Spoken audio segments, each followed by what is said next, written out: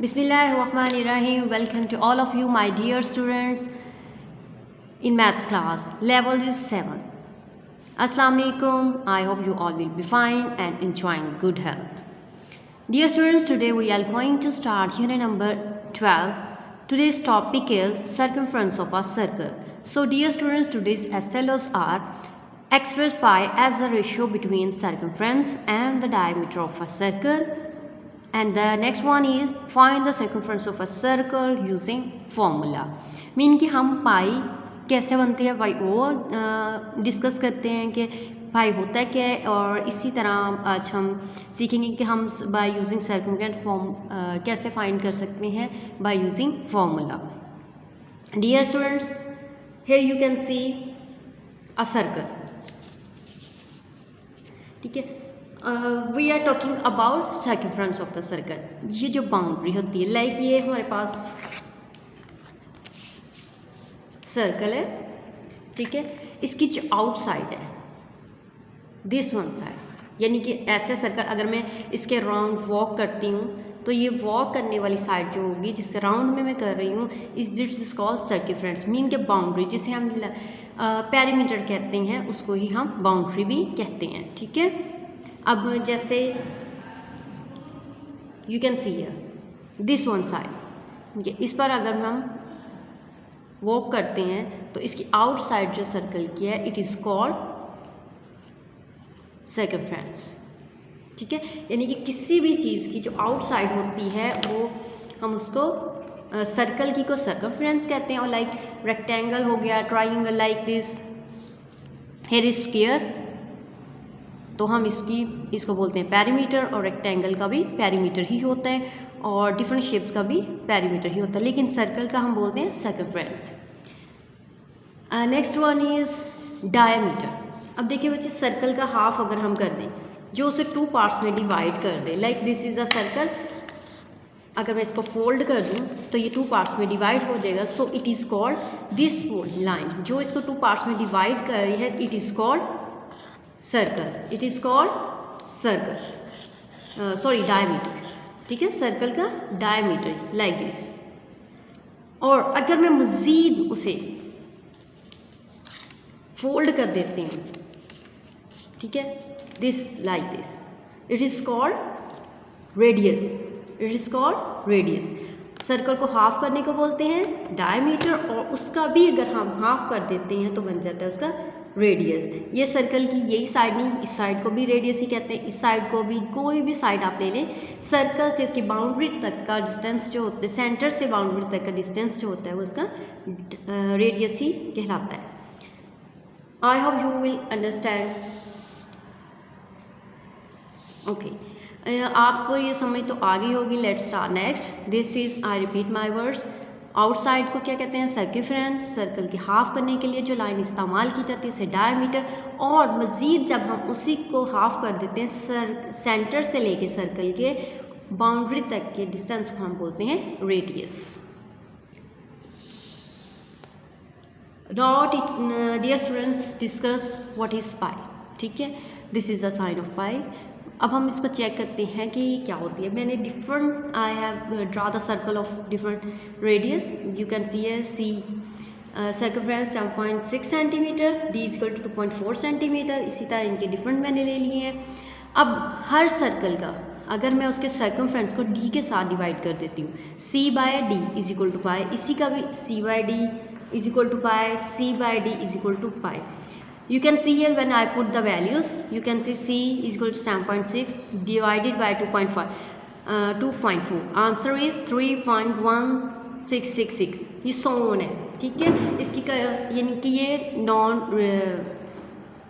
Terminating है. ठीक है, इसकी एंड नहीं है, ये कंटिन्यू ही रहेगा. इसी तरह अगर मैं C बाई डी इस सर्कल की वैल्यू पुट करती हूँ तो इसका आंसर आता है 3.1425. इसी तरह जब इसकी बारी आती है इसका भी आंसर 3.1425. अप्रॉक्सीमेटली सभी की वैल्यू सेम है, तो वो सेम वैल्यू हमें वैल्यूज राइट करना है, क्योंकि ये अगर आप कैलकुलेटर से फाइंड आउट करते हो तो इसकी लॉन्ग लिस्ट बन जाएगी. 3.16 के आगे इतनी वैल्यूज आ जाएगी, तो इसको हम क्या बोलेंगे, इट इज़ नॉन टर्मिनेटिंग. और इस साइन को अब हम इस वैल्यू को एक साइन से शो कर देते हैं जिसे हम बोलते हैं पाई। सो सर्कमफ्रेंस और डायमीटर के दरमियान में ratio is equal to pi. अगर पाई की डेफिनेशन आपने पढ़नी हो the ratio between circumference and diameter is called pi. ठीक है, और पाई क्या है? This is a Greek symbol, this is a Greek symbol और इसकी अप्रॉक्सीमेटली वैल्यू है 3.14 क्योंकि इसकी लॉन्ग लिस्ट है, हम सभी में कैलकुलेशंस में इसको राइट नहीं कर सकते, तो इसको हम बोलेंगे it's circumference by diameter is equal to pi और it's a Greek symbol and it's approximately value is 3.14।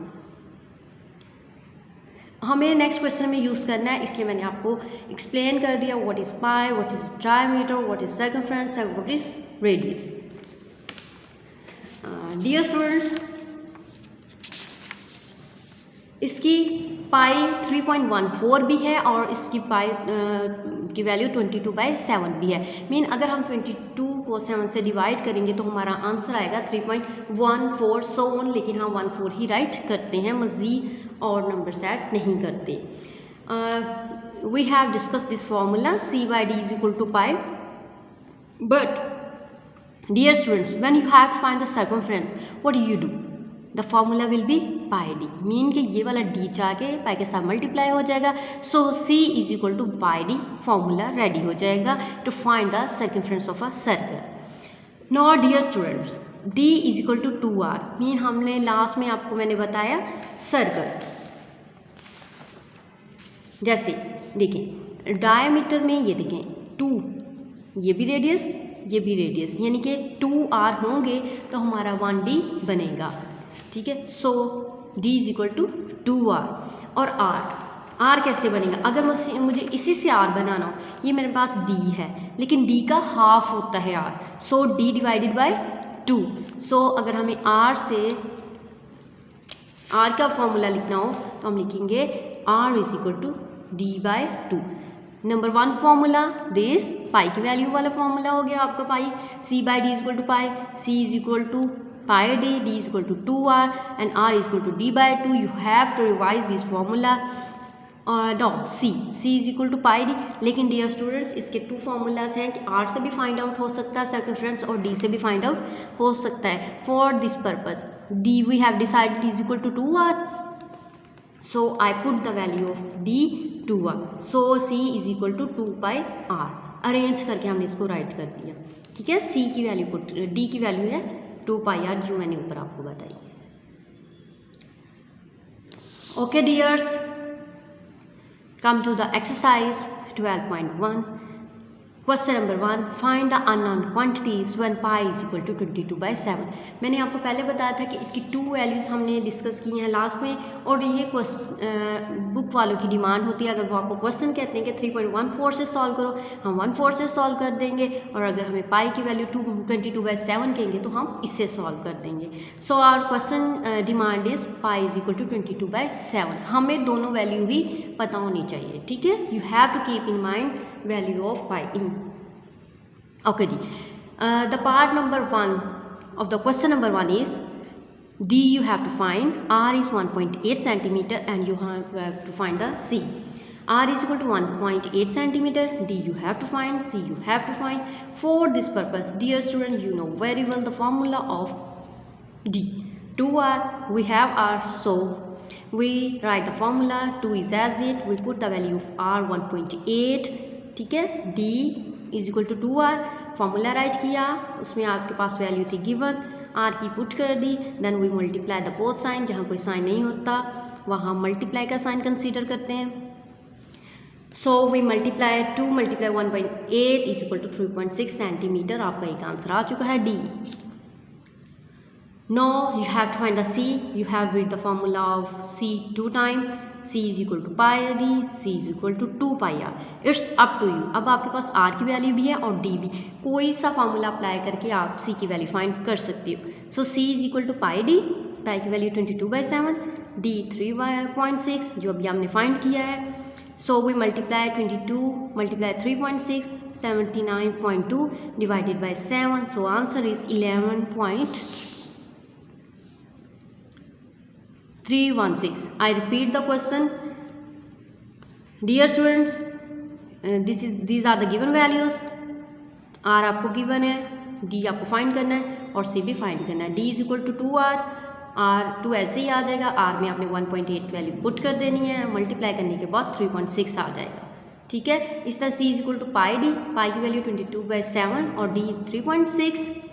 ठीक है. अब हमने इनको आपस में मल्टीप्लाई क्योंकि कटिंग पॉसिबल नहीं है. सो 22 multiply 3.6 79.2 and divided by 7 is equal to 11.314 centimeter answer. Now dear students, look here, part number 6. Here D is given 11 centimeter, R you have to find and C you also have to find. So we have already did the formula of R is equal to D by 2. So we write here the value of D is 11 by is 2. So we divide 11 by 2. Answer is 5.5. Mean के 11 को आपने 2 पर divide किया तो 5 is 10. Remaining is 1. Point लगाएं, 0 increase कर लें to 5 is 10. ठीक है. डेसिमल में आंसर आ सकता है आपका. So 5.5 centimetre answer. Dear students, C. Now you have to find the C circumference. Last question में मैंने डिस्कस किया था कि आपको D से फाइंड आउट करके बताया था पाई D. ठीक है. दोनों वैल्यूज ही हमारे पास दोनों क्वेश्चंस में है, लेकिन इसमें मैं आपको 2πr से फाइंड आउट करके बताती हूँ. 2 की value as it pi 22/7, R की वैल्यू 5.5.